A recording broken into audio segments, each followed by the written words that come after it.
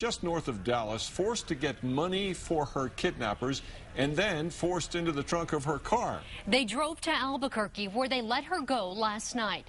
This evening, all three suspects are behind bars. News 13's Crystal Gutierrez is in the Newsplex with details.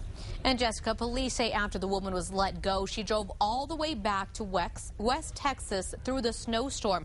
Albuquerque detectives didn't know about it until after reading Texas news reports this morning. Moments later, police got a 911 call they didn't expect at all. We just received a phone call that there are two men who are in the southwest part of the city wanting to turn themselves in connection to this kidnapping. Albuquerque police say a surprise phone call led them to this southwest Albuquerque home this morning.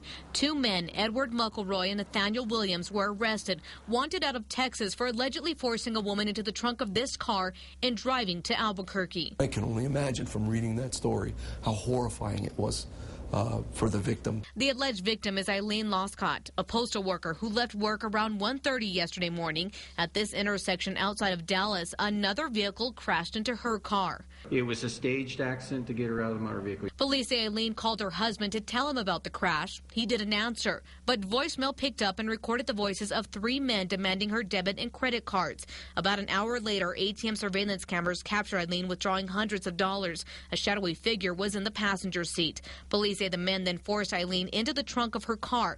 Matthew Casal stayed in Texas and was arrested. The two other men drove 650 miles west to Albuquerque with Eileen still in the car.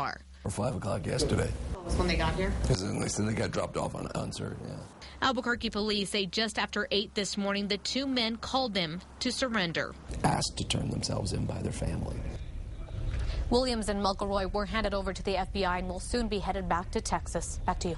Okay, Crystal, two of the three alleged abductors have New Mexico connections. Williams' cousin is the one who called police this morning. Casals, the man arrested in Texas, is a registered sex offender here.